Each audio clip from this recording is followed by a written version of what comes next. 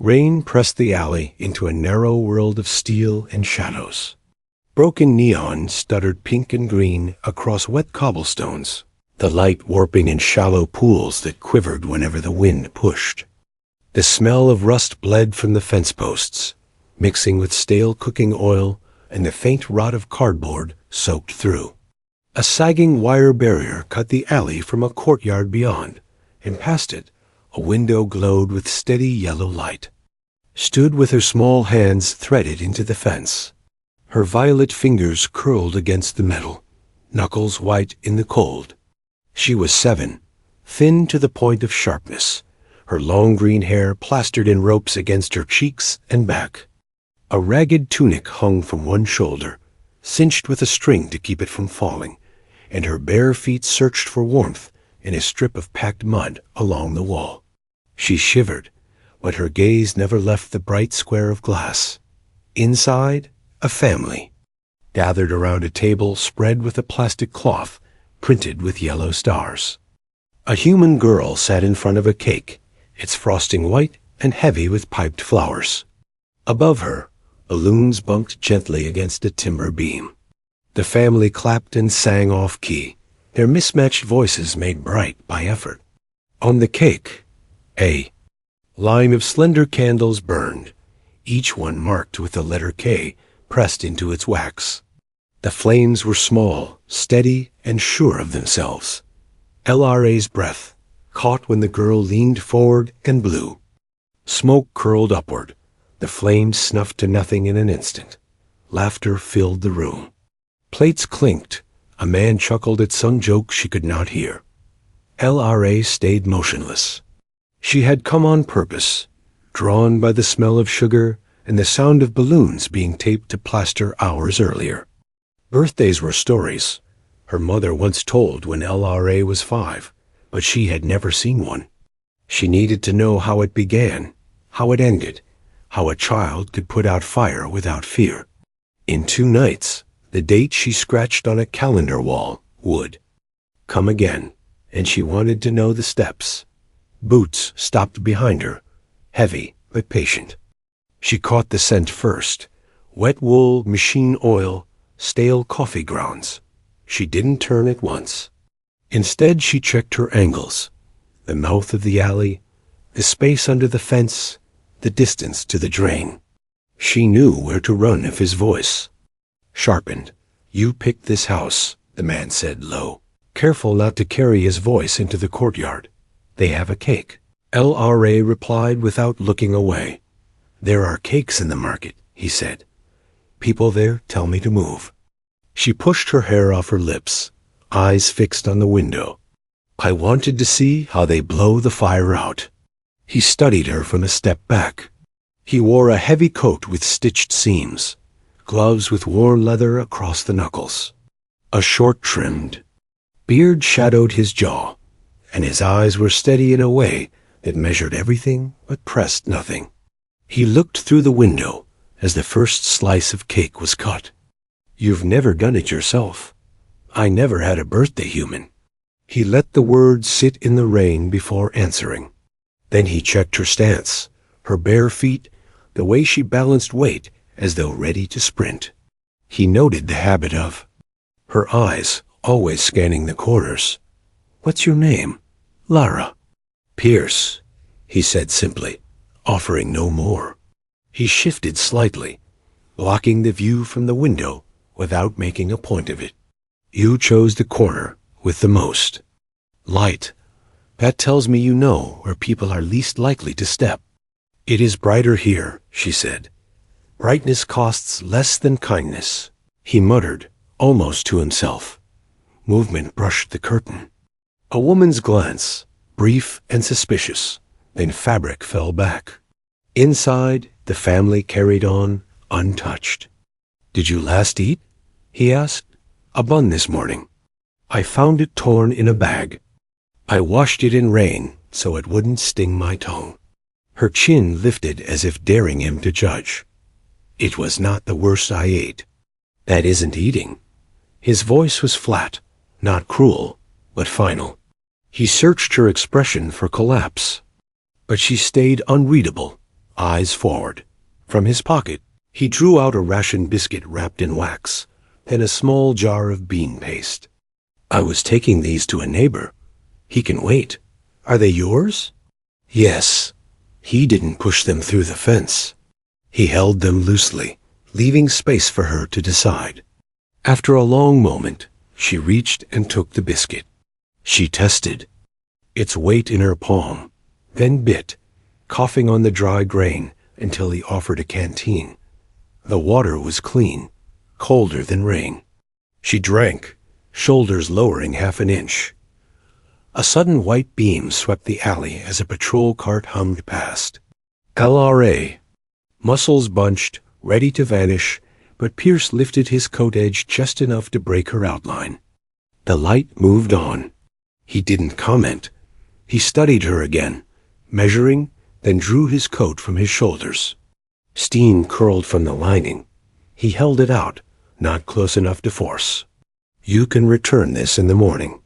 Brick building with a broken antenna. Second floor. One window to the canal. Her eyes narrowed. You don't know if I will. I know you'll try. What if I don't come? Then you were warm once more, he said. That will be enough. She stood still, small. Hands fisted in the fence wire, weighing warmth against the strings coats usually carried. But he didn't move closer. He didn't smile or soften his voice with the practiced intimacy she knew to fear. He only gave a place, a time, and left the choice with her. Finally, she took the coat. It dropped past her knees, sleeves swallowing her hands. She pulled the collar up, felt heat spread across her shoulders, down her back, into her bones. Her knees bent for a heartbeat with a sudden comfort, then straightened again. If I come in the morning, she said, will you show me how to blow the fire out? Yes. She nodded once, then turned, careful with her steps on slick stone. At the corner, she paused, fixing his shape into memory. He didn't wave, didn't follow, only stood in the rain as though watching over the alley until she vanished. The family inside laughed at another joke. The K candles still smoked faintly in their holders. And in the wet dark outside, a promise had been made, one small enough to fit inside a child's world, strong enough to alter two lives. The rain eased by morning, leaving the streets slick, with mirrored strips of pale daylight. The canal rolled sluggish and dark beneath the bridge, carrying the sour smell of rust and algae up into the district. On the second floor of a patched brick building, Pierce Rohr leaned against his window. Frame, arms folded, watching the water crawl beneath the broken antenna that pointed crookedly into the sky. He had not slept much. His thoughts kept circling the fence, the small girl's voice repeating, I never had a birthday human. He told himself he had done nothing but follow his rule. If a problem takes less than an hour and keeps someone safe, for a night, do it. Yet the words clung like wet fabric, heavier than he wanted to admit. A soft knock at his door, hesitant and uneven, pulled him from his thoughts. Not the pounding of a neighbor wanting help with a heater or a kettle. Quieter, as though the knocker half believed the door would not open. Pierce already knew who it was before he turned the handle. Lyra stood in the hallway, his coat bundled tight around her shoulders. Her long green hair stuck out in uneven tufts, half dry from the night. The sleeves still dragged past her hands. Mud clung to her bare feet, cracked and dry now, evidence of every street she had crossed since leaving. The alley. In one hand she held the wax paper from the ration biscuit, folded neatly as if it were treasure. You came, Pierce said. You said second floor, she answered. Her voice was steady, though her eyes moved constantly measuring the inside. Behind him, checking corners, testing whether safety hid a trap, Pierce stepped aside. Come in. She edged through the door with caution, her gaze sweeping across the room. The space was small, square, and clean. A table stood against one wall, a single chair tucked in. Tools hung in precise order above a workbench. A cot folded. Into the corner with a blanket, folded at its foot. On the counter, a kettle hissed faintly. The smell of boiled coffee and soap cut through the rust-stained air, drifting in from outside. Ra's shoulders loosened slightly. Order meant fewer surprises. She approached the table, set the folded wax paper down with exaggerated care, then looked at him. "I kept this clean." He nodded, set it aside without fuss, and motioned to the chair. "Sit. You need food." Suspicion flickered across her face. "Why?" "Because you're hungry," Pierce said, his tone flat as fact. "You don't know that. I can see it." She studied him, gauging if there was a trick. At last, she slid onto the chair, fingers curled tight around the edge, as though ready to flee. Pierce ladled porridge from the pot, sprinkled in dried fruit he had saved for himself, and set the bowl before her. Steam rose in delicate wisps. She stared at it, eyes moving from the food to his face and back. "You didn't have to," she said softly. "I know," Pierce replied. He poured coffee into his cup and sat. "Eat." She hesitated another breath, then lifted the spoon. "V." First taste was cautious, a quick test. The second was quicker. Soon the bowl was half empty, her shoulders lowering with each mouthful. Warmth rose in her cheeks, where rain chill had clung the night before. Between bites, she glanced up. "You were in the war." Pierce lifted his eyes from his cup. "Yes, medic, then scout." "Did you see many die?" "Yes." His voice was blunt, stripped of decoration. "Then why help me?" He studied her small frame, her thin arms trembling as they lifted the spoon. "Because I know what it looks like when someone doesn't make it, and I don't want to see it again." Her hand paused halfway to her mouth. The words settled in her chest. No one else had said such a thing to her, most only walked past. She lowered the spoon slowly, eyes fixed on him. "Everyone else keeps walking. I'm not everyone else." Silence. Stretched, filled only by the hiss of the kettle and the scrape of her spoon. It wasn't the silence of threat. It was the kind where both weighed the other, deciding if the next step would hold. When she finished, she sat back, her hands folded, tightly in her lap. "You said you'd show me the fire." Pierce opened a small cupboard and drew out 2 stubby candles he had found tucked behind jars. He set one on the table, struck a match, and lit it. A flame wavered, then steadied, painting her face in trembling light. Leia leaned forward, breath shallow. "What do I do?" "First, make a wish. Anything you like, but keep it inside. No one else gets to hear it." She thought hard, her violet face tightening in concentration. Her lips moved, faintly, whispering something meant only for herself. When she opened her eyes again, Pierce nodded. "I'll blow one steady breath." She leaned in, cheeks puffing, and exhaled. The flame flickered, bent, then vanished. Smoke curled upward in a faint ribbon. For a long moment her expression was blank, as if she didn't trust what she had just done. Then a slow smile cracked across her face, the first true smile he had seen. "It worked," she whispered. "That's how it's done." Her eyes shone in the candle's dying glow. Her voice dropped to almost nothing. "In 2 days, it will be my birthday. Will you do it again?" "Yes." He said it without hesitation. She nodded once, gripping the coat tighter around herself. For the first time, her body loosened fully against the chair. The wariness of alleys and fences slipped away. Outside, rain began again, tapping softly against the glass, but inside the room warmth held steady. The smoke still lingered in the air, as if sealing a pact between them, fragile but real. The morning after the candle, pale gray light pressed through the cracked blinds and settled over the room like a weary hand. The district had not changed. Canal water carried its rust and coal smoke, A troll cart still hummed along their routes, but something inside the small apartment had. The girl no longer sat with her shoulders tight against the chair. She still scanned the corners, still flinched at sudden noise, but her eyes no longer treated every object as a potential trap. She had learned the shape of a birthday flame, and that knowledge lingered like a small ember under her ribs. Pierce moved around the room with the discipline of habit, repairing a loose kettle handle while Avery watched him from the table.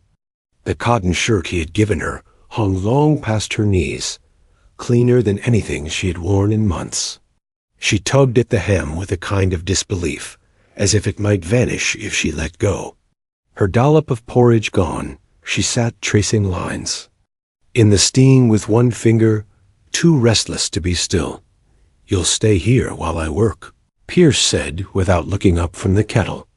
His tone was calm, instructional, like he had used with wounded men too dazed to argue. "I'll be gone a few hours. You don't open the door unless you hear my voice. Understand?" Her eyes narrowed. "And if you don't come back?" "I will?" She didn't nod. Her lips pressed together as though holding back 100 replies, none of them safe to speak. She had seen enough disappearances not to believe words alone. Pierce knew it. He set the kettle down and crouched until his eyes were level with hers. "I won't leave you waiting like the others did," he said quietly. The tension in her jaw eased, but only slightly. She repeated his rule like a code. "Don't open the door. Stay quiet." "Good," he said. He showed her the lock from the inside, how to set the bolt. She memorized it with the same focus she gave to scraps of food or hidden exits at the depot. Pierce moved through the rows of crates and flickering lamps, but his mind was never fully on the manifests. Every hammer clang, every shouted order, bled into the memory of her question. And if you don't come back? It wasn't a challenge anymore. It was her preparing herself for the sting she had felt too many times. He clenched his jaw and worked faster. When he returned at dusk, the stairs groaned under his boots. Before he even reached the door, he heard the scrape of bare feet on the floor inside, the sound of someone listening hard. "It's me," he called. The bolt clicked. The door eased open just far enough for her to see his face. Her shoulders dropped when she recognized him, and only then did she let the door swing wider. "You came back," she said, almost accusing, but the edge was soft. "As I said I would." He stepped in, setting a small bag on the table. Bread, beans, a pair of matches traded from a fellow worker. He rarely carried anything extra home, but tonight felt different. She hovered near the chair, trying not to look eager, though her eyes darted to the bag. When he placed the matches down, her hand darted forward. "Can we light the candle again?" "Not yet," Pierce said, steady. "We save it 2 nights from now, when it matters." Her lips pressed together, but she held the box as if it were treasure. They ate quietly, the scrape of spoons filling the silence. Afterward, Pierce repaired a hinge on the cupboard, while Aura perched with the primer book open, sounding out halting letters. Each time she stumbled, frustration sharpened her voice. Each time, Pierce corrected her patiently. When she got a word right, pride straightened her back. Before bed, she spoke softly, almost ashamed. "When you were gone, I thought maybe I would open the door, and you wouldn't be there. Just empty stairs." Pierce sat across from her, eyes steady. "I understand why you thought that. But listen carefully. If I say I'll return, I will. You don't have to believe the words. Yet, you'll believe when I prove it enough times." She held his gaze longer than she had dared before, searching for cracks. At last she nodded and whispered, "Then I'll wait." When she curled into the cot, she didn't clutch the blanket with desperate fists. She held it lightly, as if testing whether trust could stretch past one night. Pierce stood in the doorway, arms folded, watching until her breathing slowed. For years, his apartment had been only shelter. 4 walls against rain, tools against silence. But tonight, it felt different. In the hush between her breaths, it felt less like a bunker for one man, and more like the beginning of a home. Learning how to hold 2 lives. The district woke under a sky the color of wet ash. Coal smoke dragged across the roofs in low bands, and the canal stank of rusted pipes and algae. Inside Pierce's apartment, the air was different. The table was cleared, the floor swept, and a rough cloth draped across the wood. Small adjustments, but enough to shift the room from a workman's shelter into a place that looked, if only faintly prepared for something worth marking. Ira noticed at once. She had risen early, as she always did, her body tuned by survival, to beat patrols and scavengers to whatever scraps appeared first. But today she sat on the cot, bare feet tucked under her, watching him move around the room with deliberate care. Her cotton shirt hung loose, hair falling into her eyes as she studied the table. "Why does it look different?" she asked. Her voice was wary, as if the change might be a trick. "Because today is your day," Pierce said. The words hit her harder than he expected. Her lips parted, eyes darting from the cloth to him and back again, as if she couldn't quite make sense of it. Then her gaze dropped to her hands in her lap. She gripped her fingers so tight her knuckles whitened. From the cupboard he pulled a bundle wrapped in paper, a loaf of bread, a small jar of jam he had bartered for at the depot, and a stubby candle. He set them on the table without ceremony, but the effect was enough. Ira drew a sharp breath. The jar gleamed red in the weak light. The candle stood upright, unlit, waiting. "It's real," she whispered. "It's yours," Pierce corrected. She slid into the chair cautiously, as though it might be pulled away. Her small hands trembled when they touched the jar, fingers leaving faint smudges on the glass. "My mother once said, birthdays meant you were remembered, that you mattered to someone." "She was right," Pierce said. His voice was steady, though the words cut deeper than he let show. "You matter to me." Her head lifted sharply, eyes wet but clear. "No one has ever said that." He struck a match. The flame caught, spreading across the wick until it steadied into a small, golden light. Shadows moved across the walls. Pierce nodded toward the candle. "Go on, make a wish." La's face tightened. She closed her eyes, lips moving in silence, carrying something so private she did not dare shape it aloud. When she opened them again, Pierce gave her the smallest nod. She leaned forward, cheeks puffing and blue. The flame bent, sputtered, then vanished. Smoke curled upward in thin threads.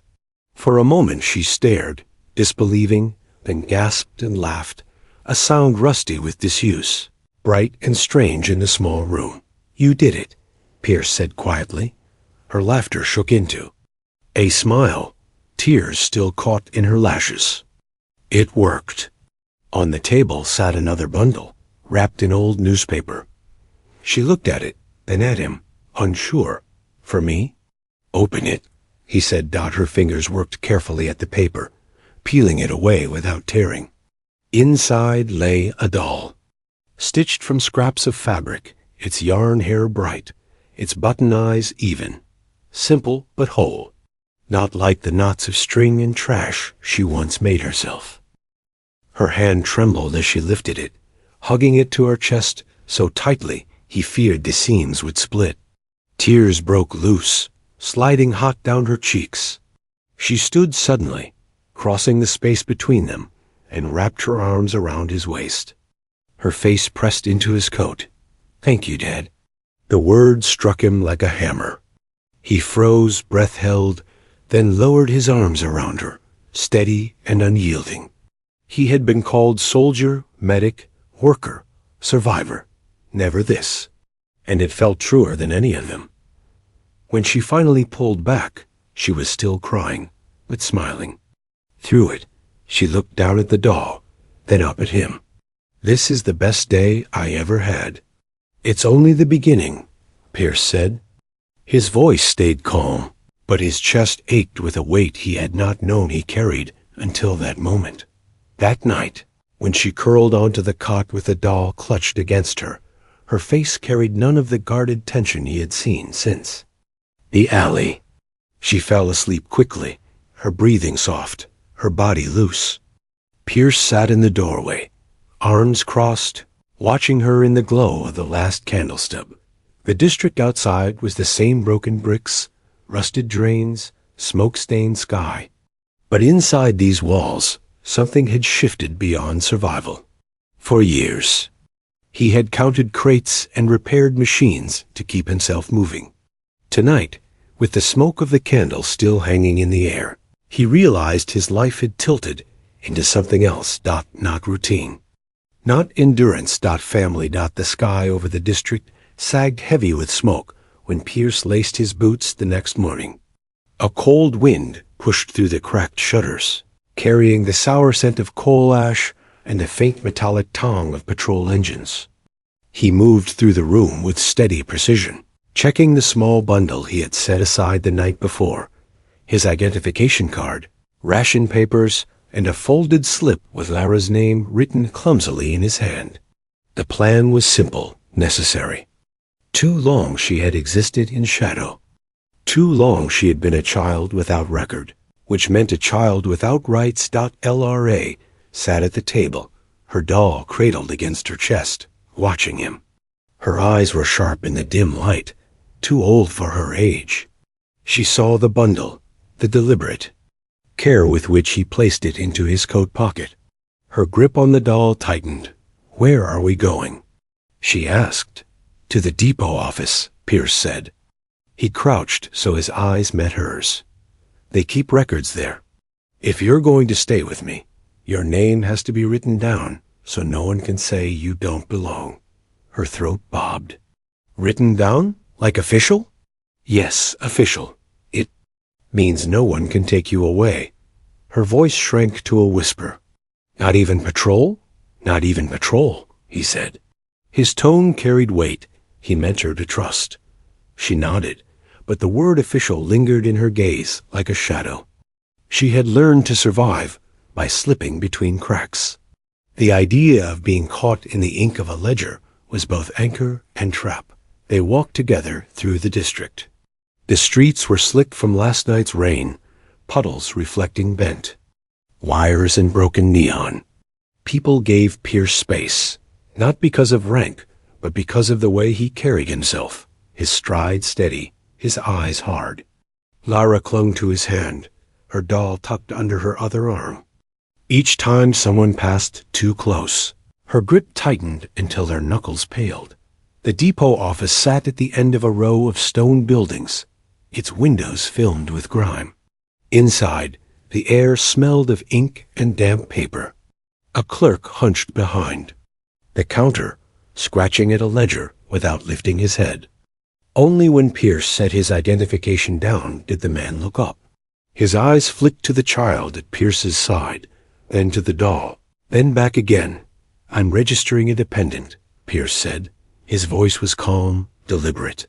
"Her name is Lara." The clerk frowned. "Relation? Daughter?" The word came without hesitation, flat as fact. The clerk hesitated. His gaze lingered on the girl's wrist as she shifted her doll. For a moment, the sleeve slid back, revealing the faint pale mark etched into her skin, a sequence of alphanumeric lines almost lost to time. The clerk's jaw tightened. He shuffled the papers too quickly, as if to hide his reaction, then disappeared. Through a side door. Minutes later, another figure emerged. A woman in a slate-gray coat, her posture precise, her eyes sharp as glass. Administrator Mara Verdon. She carried authority the way Pierce carried his scars visible even before she spoke. She studied Lara, gaze fixed on the faint mark before. The child tugged her sleeve down. "That brand," Mara said. "Do you know what it means?" "She's my daughter," Pierce said, voice unshaken. Mara ignored him, eyes still on the girl. It's a state asset stamp. Clinic worked from the border years. Unregistered children were coded like this, cataloged, then lost. It makes her subject to custody. Protective custody, the clerk added quickly, as if repeating a script. Pierce stepped closer, his shadow falling across the counter. She doesn't need custody. She needs a name in your ledger. Mara's expression didn't change. She wrote a note in her book, her pen scratching loud in the silence. I'll authorize. A temporary denial. Her origin must be verified. Until then, she is not your dependent. She slid the paper across the counter. At the same time, her other hand flicked a small signal toward the door, a quiet command. Pierce caught it. He had seen that kind of movement before, in war zones and backroom dealings. Control. He looked down at Lara. She was stiff, her eyes darting between Mara's sharp face and the door behind them. Fear coiled in her stance, not the wild fear of a child, but the trained reflex of someone who knew what came next. Hands that grabbed. Rooms without windows. Pierce reached for the paper, folding it into his pocket with slow, steady fingers. He gave Mara a soldier's nod acknowledgement, without surrender, then took Lara's hand. We'll return when the verification is done, he said. His voice was even, but beneath it lay steel. They left the office with unhurried steps, slipping into the freight corridor that smelled of oil and ozone. Behind them, boots scraped as patrol entered the main hall. Lai's hand clamped around his, small and desperate, but she matched his pace. Outside, the district buzzed with its usual noise. Crates clattered, engines roared, and no one looked. Twice at a man leading a child through the depot yard. But Pierce knew the system had taken note. They had seen the mark on her wrist. They had written temporary denial in ink. And they had already tried to claim her dot as they reached the canal bridge. Pierce glanced down at Lyra. Her eyes were hard now, no longer simply afraid but aware. She wasn't just a child hiding from shadows. She was someone who had just learned. The world would erase her if given the chance. He tightened his grip on her hand, jaw set. We'll find another way, he said. She didn't answer, but the weight of her small fingers closing tighter around his told him she had heard. The mark on her wrist burned in his thoughts, brighter than the candle smoke had been. Whatever. The system called her. Whatever they had once stamped her as, he knew this. She was his now. And he would not let the ledger write her out again. The night pressed low and damp over the district, fog rolling in off the canal like smoke from a chia. Smoldering engine. Pierce didn't take Lyra home after the depot office. Too many eyes had lingered there. Too many boots had shifted at the administrator's signal. He cut away from the main street, weaving through freight yards until the noise of carts dulled. Behind them, Lyra followed close, her hand tight in his, her doll pinned under her arm. She didn't speak, but he could feel the questions trembling in her grip. They stopped at a building with boarded windows and half-collapsed signage. An old riverside clinic. Once, Pierce had dragged wounded men through its doors, patching them, on rusted cots while storms hammered the canal wall. The district never reopened it. The ceiling leaked and mold crawled up the plaster, but Pierce knew the back room still had cabinets and, more importantly, no one who cared to enter got inside. Their steps echoed hollow on cracked tiles. The air smelled of wet dust, medicine long spoiled, and faint rust. Pierce guided her down a narrow corridor to a room with a still-working fuse line. He struck a switch, and weak yellow light spilled over dented cabinets and a dead terminal. Half covered in grime, Lyra pulled her sleeve down over her wrist as though the walls themselves might see the mark. What will they do? She asked finally, her voice a whisper. Call it protective custody, Pierce said. He crouched by the terminal, working wires with the calm of someone who had done it before. But it's not. They erase records, file you under an asset ledger, and you don't come back out. Her jaw clenched. She hugged her doll tighter, eyes sharp with something more than fear. Then we can't let them. Before he could answer, hurried steps echoed in the hall. Pierce's hand went to his knife, but a figure appeared in the doorway, breathing hard, his coat still damp from rain. The depot clerk. The same one who had shuffled nervously when Mara Verdon stamped denial. He looked at Lyra, then at Pierce, and pulled a folded paper from inside his coat. "I made a copy," he said quickly. "Your denial. And something else." From his pocket he drew a smaller slip, a page torn from an index. Numbers, names, faint lines scrawled in fading ink. Registry fragments. "I shouldn't have them, but I—" His eyes flicked to the child again. That mark on her wrist, I've seen it before. In the archive. Pierce took the page, reading with practiced focus. The letters and numbers weren't random. Not initials, not codes for Russians. They aligned with a program he remembered whispers of during the border years. Lattice Registry Anima, children. Born across disputed lines, catalogued under state custody when parentage muddied. Too many records lost, too many children vanishing into clinics and labor drafts. He turned to Lara. "It isn't just your name. It's a class. You were. Registered, then erased." Her lips parted. Her eyes fixed on the floor as if the tiles themselves might hold the weight of it. "Erased?" Pierce laid the paper flat. One entry on the index matched her brand exactly. Beside it, faint but legible, House Rowland, Naratal, a mother's name. Date of registry 7 years prior. A second line scrawled through, recorded. As deceased, Lyra shook her head slowly. "My mother was. She was fever. They lied," Pierce said.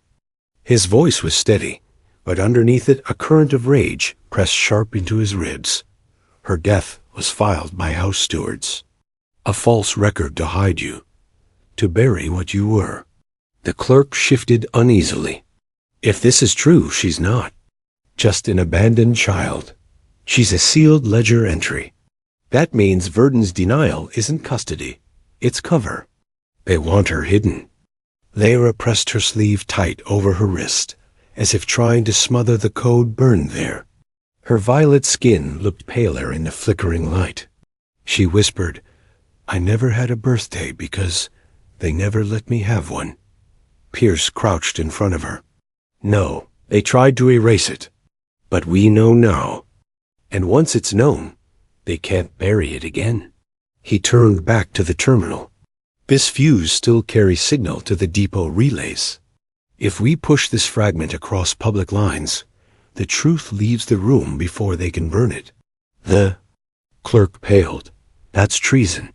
"It's survival," Pierce said flatly. He patched wires with scarred fingers, coaxing the terminal to hum faintly alive. He slid the paper under the scanner lamp. Truth is the only shield stronger than their custody. Behind him, Lyra clutched the doll tight against her chest. Her voice was small but fierce. "If it goes out there, will it make me safe?" Pierce looked over his shoulder at her, his eyes steady. "It will make you seen. Then we make you safe." The machine whined, signal threads sparking through the wall lines. A screen flickered, then hissed as the registry fragment broadcast across freight relays, bleeding into channels meant for manifests and shipments. Outside, sirens began to echo, faint at first, then closer the patrol, drawn by unauthorized signal. Pierce snapped the fuse box shut, his jaw hard. "They'll come fast now." But they won't be the only ones who heard. Lyra's eyes, wide and wet, held his. "Then we run?" "No," Pierce said, drawing his coat around her small shoulders. "We stand long enough for the truth to spread." The Patrol lights flashed white through the clinic windows, sweeping across broken glass. Lyra pressed against him, her small hands fisting in his coat. The broadcast hissed, stubborn and bright, as if the machine itself knew it carried more than numbers. It carried a child's erased life, pulled back into light, and for the first time, Pierce wasn't just a medic patching wounds or a clerk, counting crates. He was a father defending a daughter, and the system would have to fight daylight to take her again. The sirens grew sharper, cutting through the clinic walls like blades. Blue light strobed across the shattered glass, painting the room in violent flashes. Lyra clung to Pierce's side, her doll crushed against her chest, her eyes locked on the window where shadows moved. The patrol was already circling.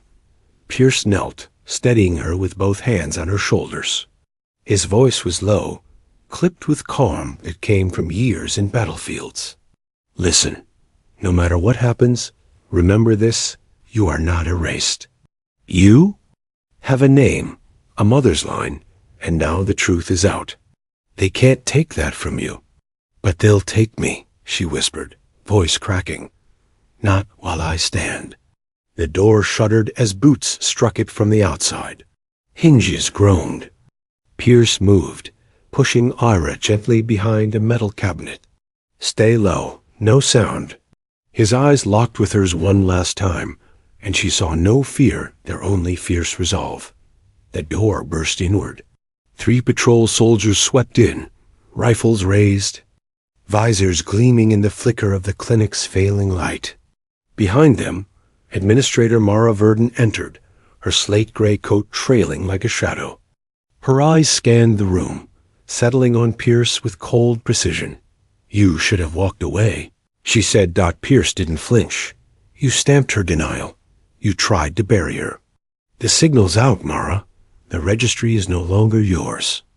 To silence, her gaze narrowed, but she didn't order a shot. Not yet. What you've done is treason. What I've done, Pierce said evenly, is give a child her life back. Behind the cabinet, Lyra trembled, her heart pounding. So hard, she thought they must all hear it. She pressed her sleeve tight against her wrist, feeling the mark burn like fire.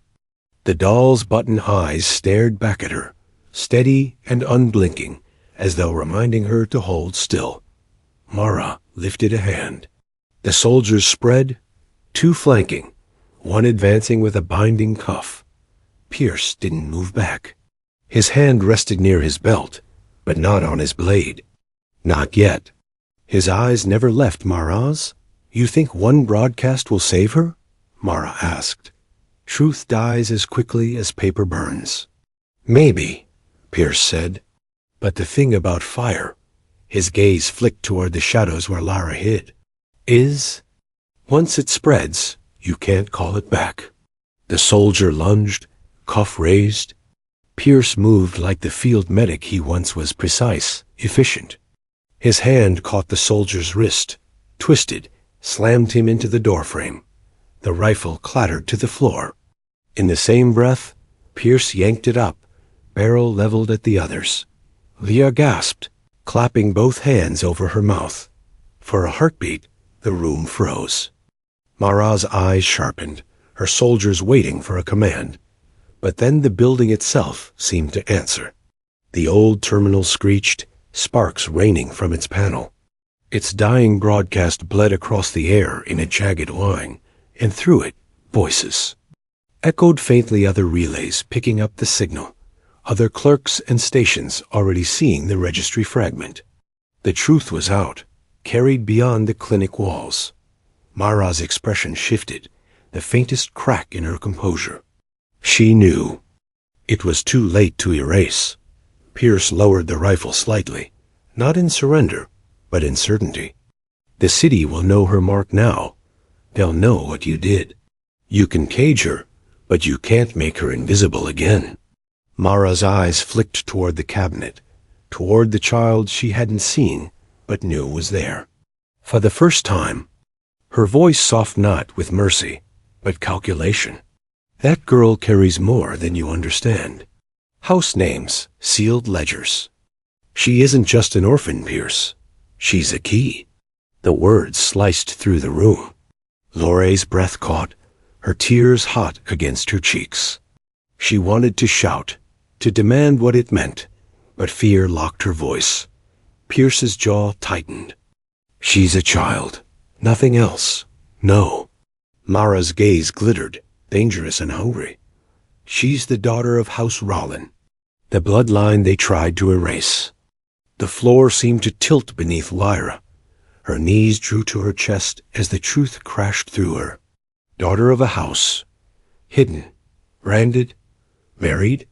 Her mother's lullabies, her whispered promises that she mattered, all slammed into place with brutal clarity. She hadn't just been forgotten. She had been stolen. Tears blurred her sight. She pressed her face into her doll, muffling a sob. Pierce's voice cut through, sharp and steady. She's my daughter. That's all she is. Boots shifted. The standoff stretched thin. But outside, sirens echoed again, different tones this time. Civil relays, not patrol. Other offices responding. Others coming. Mara's control was fraying dot. She snapped her fingers. Her soldiers retreated in formation, dragging their stunned comrade with them. At the threshold, she paused, her eyes drilling into Pierce. This isn't finished. Bloodlines carry obligations and debts. Then she was gone, swallowed by the flashing blue outside. Silence filled the clinic, broken only by the fading hiss of the terminal. Pierce set the rifle aside, his breath steady, then crossed to the cabinet. Lyra was curled small, her face streaked with tears, but when his arms lifted her out, she didn't resist. She clung to him, her doll pinned between them. He carried her through the ruin of the room, the smoke, the dying hum of the machine. Outside, the city's lights cut harsh against the night. But in his arms, Lyra whispered, voice hoarse but unbroken, "You promised I wouldn't be erased." Pierce kissed her hair, his grip iron around her. "And I keep my promises." The truth was out. The city stirred. And for the first time, the abandoned alien girl was not just seen, she was claimed. Even if the world came for her, she was no longer alone.